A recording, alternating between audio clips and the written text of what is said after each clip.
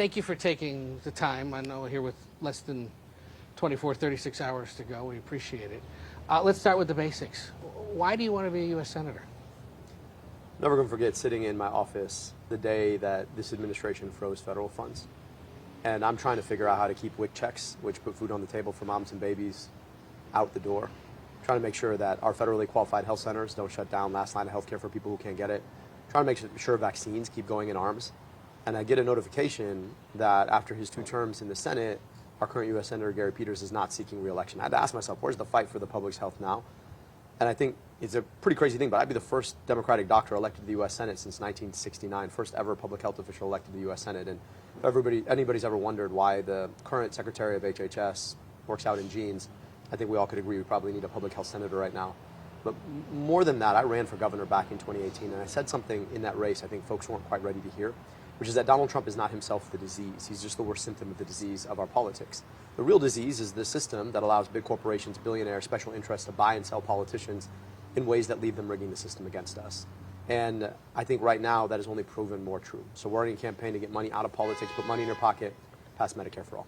You have complained, and you point out on a regular basis that you're being outspent by outside groups primarily, about 12-1, but you are leading in the polls right now, or at least most of them. Why do you think that's happening? We built this campaign the old-fashioned way, brick by brick.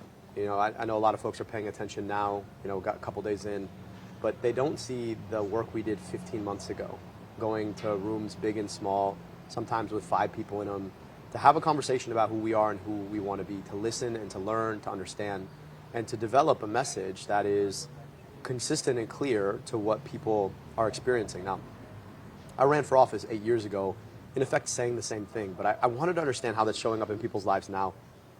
We knew that outside money was going to try and beat me. Did the same thing back in 2018.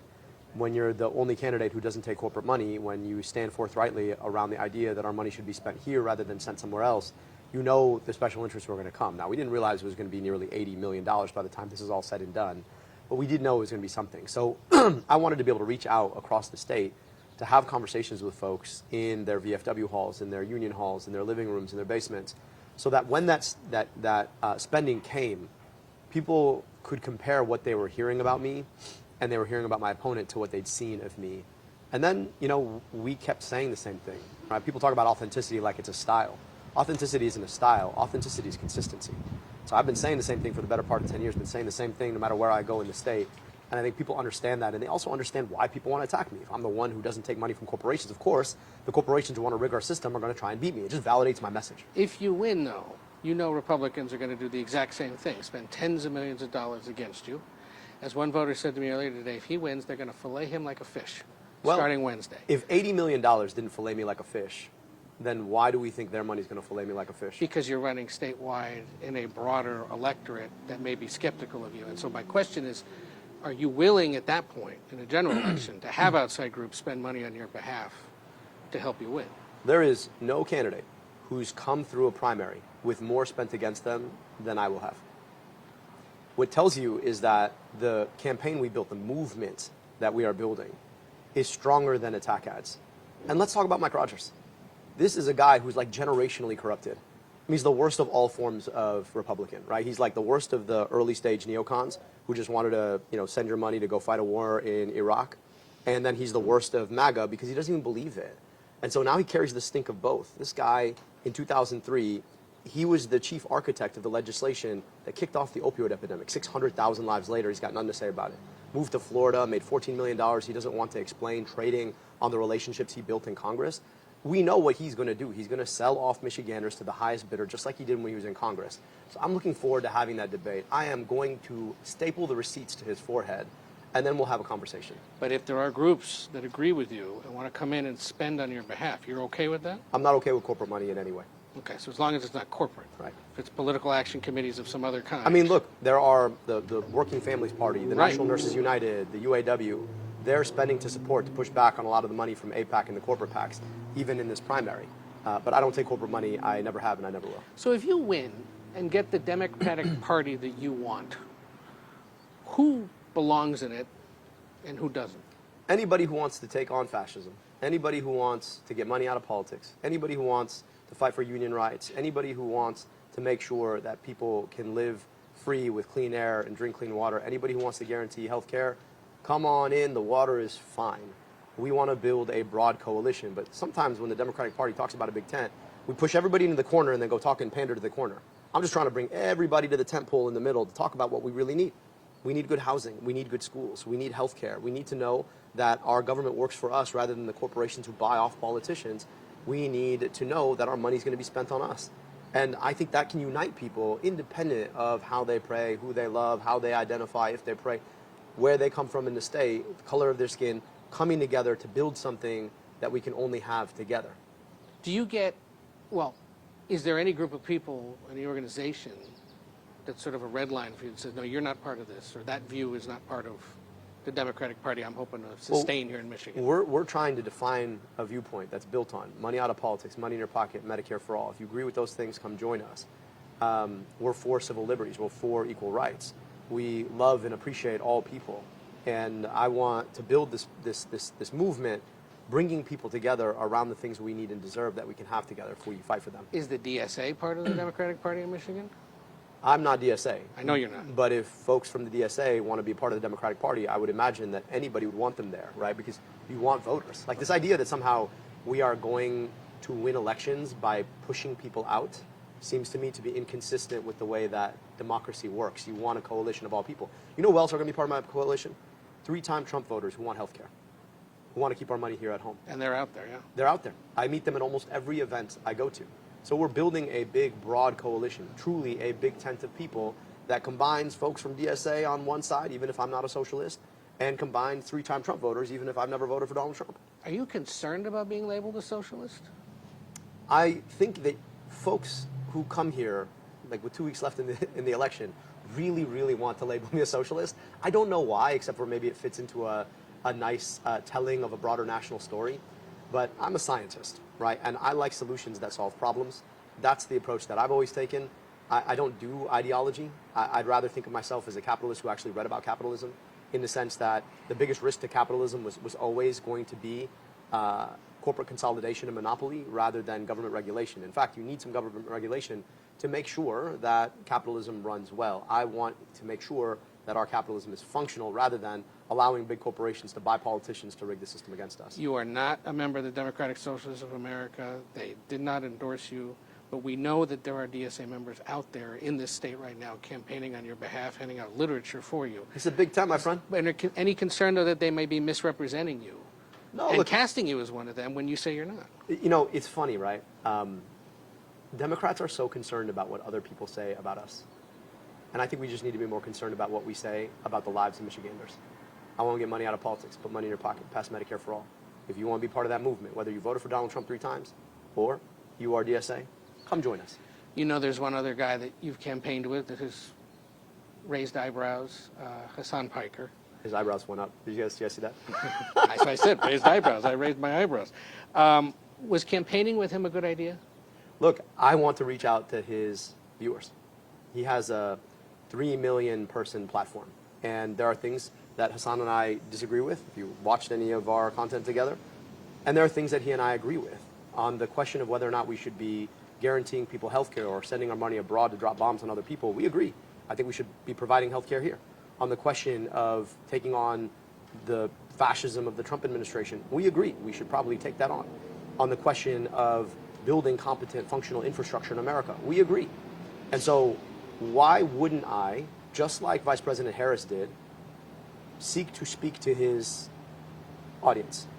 He was invited to campaign at to be at the Democratic convention in 2024. Along with dozens of other influencers like right. him, yeah. Just like I've talked to dozens of other influencers. Well, you say so I just think it's interesting that there has now been a double standard around my campaigning with him that everybody sees as this big litmus test, when nobody batted an eyelash to her having invited him to the DNC. So look, I'm going to go everywhere, talk to everyone. The same day that I campaigned with him, I also went on Fox and Friends. You know, there's a lot more I disagree with the hosts of Fox and Friends, and nobody seemed to be all that upset about that. You gave me a list of things you agree with him on. Is there anything you disagree with him on? Yeah, certainly. Look, on issues like related to China, the future of cars, we have disagreements. There's things he said that I disagree with, but there's also things he said that he disagrees with. There's things that you said I disagree with, things that you said you probably disagree with. I just think this game where we sort of police people on the worst thing they said one time out of context to try to tell us who we cannot talk to is a great way to divide a party that really needs to figure out how to build a bigger version of itself. But when he says things like he didn't have an issue with Hezbollah, that resonates more in this state than in many others. Yeah, well, look, those are things that he and I are going to disagree on. But again, the idea that somehow I am going to hold myself accountable to the worst thing he said and then not reach out to his audience, no, right? So he said things he's going to disagree with. I've said things he's going to disagree with, and vice versa. But that's how public conversation works. We have a discussion. We think about the things that we agree on and the things that we don't. And then if democracy is supposed to work like we want it to work, it's supposed to be a pathway by which we engage with different people to show them a pathway back into democratic politics. Like, I think it's worth asking ourselves, really, big picture, what is democracy for, if not to create a peaceful way to resolve our disagreements? So if there are groups of people we're just not going to talk to, like, ask yourself whether or not that's good for democracy or bad for democracy. I just think it's probably better for us to be having those conversations. And I know when I engage with him that someday some enterprising journalist like you is going to come here and ask me about an out-of-context quote that he said and say, do you agree with this or disagree with it? And the bigger question is, do I agree that the 3 million people who listen to him ought to have a pathway into their politics? Do I agree that a smart politics, a winning politics for Democrats would be reaching out to them? I do. And so whether or not he and I agree on all the things he's ever said is secondary to, are there things we agree on, and can we start engaging with folks so that they see a pathway back into democratic politics, back into voting, and back into a system where we're supposed to be able to come together and make decisions about how we want to allocate scarce resources. And you're talking to us, you've talked to him, you've talked to Fox. There's no denying that you've I go everywhere, talk to everybody. Exactly, and not every candidate does that. So I hear you on that part of it. But you can appreciate that there are some that are concerned about any Democrat spending time with someone like that, it's who says interesting. things like that. People seem inordinately concerned about the few things he said, and less concerned about the fact that our government is in a maybe, maybe not like situationship of war. And in the same period going next. that we were having that conversation, we were in the early stages of the situationship war, and every single news channel wanted to spend at least 10 minutes of an hour in a conversation about that. That's why people don't take it seriously. Because at the end of the day, there's a matter of scale, and there's a matter of consequence. And when the President of the United States says crazy bad stuff every day, and then everybody wants to be like, well, he said this one thing, do you agree with that? People, if we want to be serious, let's be serious. But this is not serious. You know that your opponent, one of her principal arguments against you is the idea that you're not going to be able to win across this big battleground state in November with your way of doing things, your beliefs, the way you've been campaigning. This is a state that voted for Donald Trump, Joe Biden, and then Donald Trump again. As you remake the Democratic Party in your image if you win, what is your message to someone who went Trump, Biden, Trump, and you want to go El-Sayed in 2026? So first, let's step back. Isn't it a funny thing to argue that this state only votes for moderates when it's voted for Donald Trump twice? Do you think he's a moderate? I don't. It may just be that this state hates the establishment on both sides and is looking for an alternative and was willing to hold its nose and vote for Donald Trump twice because at least he wasn't that. I'm offering an alternative that is not the bought-off establishment on both sides of the aisle, that's also not a narcissistic, megalomaniacal billionaire, right? And somebody who's given my life to public service to put glasses on kids and take on corporate polluters.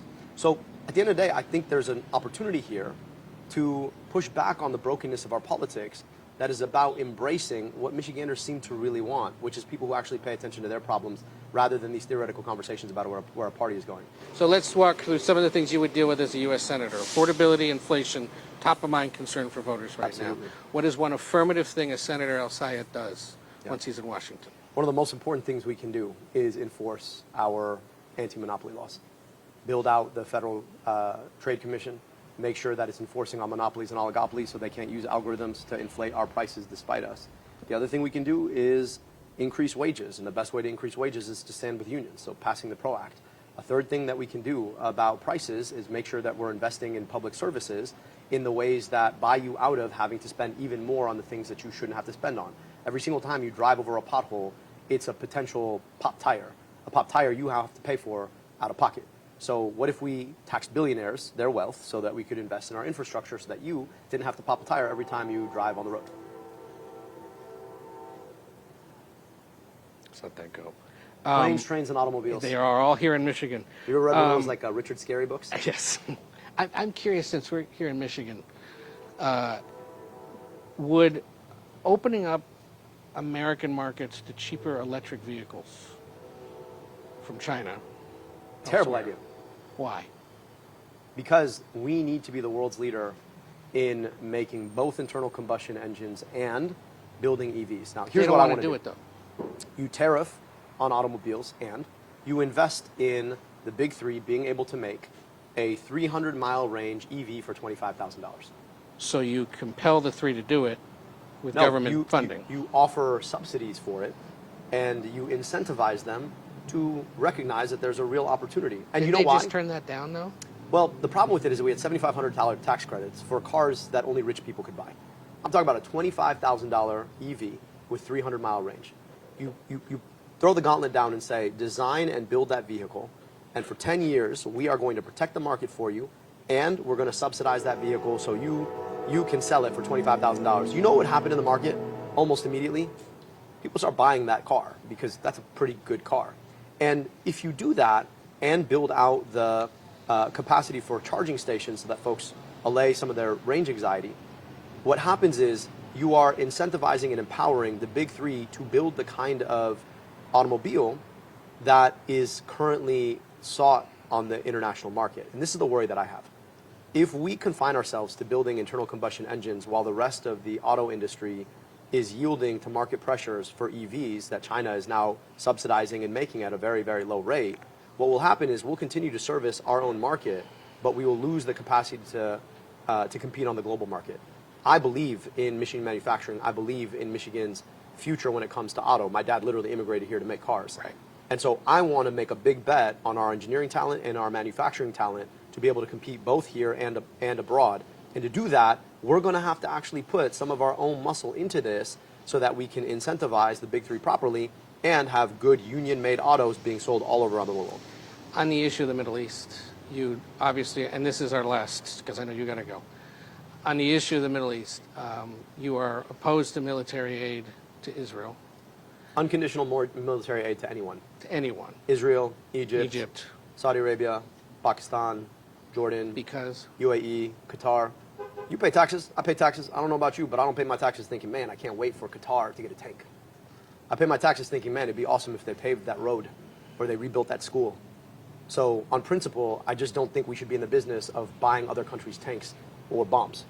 And if us withdrawing military aid to all those different factions, all those different countries, results in more chaos in that region? I actually don't think it would. I think part of the problem is you go back not too distantly in history, and we thought that we could play kingmaker. Turns out we're not very good at it. And when you do that, you start violating your own principles left, right, and center. And so I believe in international law. I believe in upholding international law. I believe a lot of people died, and a lot of people learned from people dying that we should have a system of international law, and we were the chief architect of it.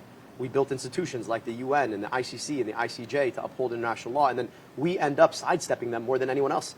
I don't think that's working out very well. And so what I would like us to do is I would like us to be the chief, first among equals, enforcer of international law. And I would like us to step in when our intervention is consistent with that. So you think about Ukraine. Ukraine is not unconditional military aid. It's conditional military aid on the attempt of Putin to violate Ukrainian territorial sovereignty. So where that happens, I think we do have an incentive to step in and support the Ukrainians. But our job is not then to go subsidize a military that is conducting genocide and apartheid at baseline, trying to annex southern Lebanon, pulling us into wars we don't need to fight, and then thinking, oh, well, they're our chief ally. Ally for what? Like, what do we get out of that interaction? But they've been attacked too, right? Couldn't you argue that's a conditional military You could also aid package? Continue that backward and ask, is unconditional occupation not violation of international law, which is what's been sustained in the West Bank and Gaza? Is the attempt to settle with settlers the West Bank right now not a violation of international law? So, like, let's actually play this forward if you really want to. Let's play this back and say, if we were just consistent with international law from the very beginning, where would we have been? I think we'd be in a much more peaceful situation right now. And look, my point is this. I believe in equal rights to peace, dignity, and self-determination for the Palestinian people and Jewish Israeli people alike. Whatever decision the free Palestinian people and free Jewish Israeli people come to about how they want the ultimate peace to look like is something I'll support. But until then, I'm not willing to sit here and cosplay a two-state solution while our money is going to aid, arm, and abet the very people who want to foreclose on the possibility of a second state. And then I sit down with people like you and you're like, well, do you believe in the right of Israel to exist? I'm like, how come you never asked me about the right of Palestine to exist?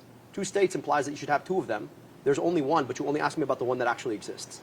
It just seems to me that we're playing a game. I didn't ask you about either. I know you noticed that. I know you didn't. I know you didn't. But because I had a feeling you'd do exactly what you just did. But I'm just playing it out for your viewers, just who are wondering. Okay. But that's my point, right? Is that consistently, I kind of know the script now.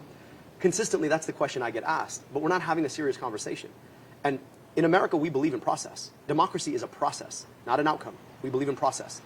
And I believe in a process that upholds international law and dignifies equal rights to peace, dignity, and self-determination for all people. And more importantly, I believe that as a senator from Michigan, I think my tax dollars ought to be spent here in Michigan for kids who go to schools that look like they did 50 years ago. So how does Senator El-Sayed help wind down the war with Iran? So first, I think... Because this is something a senator would conceivably have to be engaged in at some point. First, I think we need to deny any and all funding to an illegal war. This war was unjustifiable. It is wrong. And obviously, it's not authorized. I think we need a war powers resolution. I think we need it immediately. And the day that we take the majority, I think we need to pass that. So we cannot continue to allow this administration to wage what And if he says that's illegal, I'm going to keep going, which is what they're arguing. Then we're in a bit of a constitutional crisis, aren't we? But the idea that somehow he's going to trigger a constitutional crisis implies that we shouldn't do anything seems to me to be inconsistent with using our power. If Haley Stevens wins, do you campaign for her? I think we got to do everything we can to beat Donald Trump and beat Mike Rogers, and I will do everything I can to do that. And if you do win, you're willing to work with Chuck Schumer to either not only win but then also in the Senate? He is the Senate Minority Leader right now. Obviously, I've voiced an opinion that I think Senator Chris Van Hollen would be an amazing Senate Majority Leader when we take the majority. But I think it's in all of our best interests to win the Senate.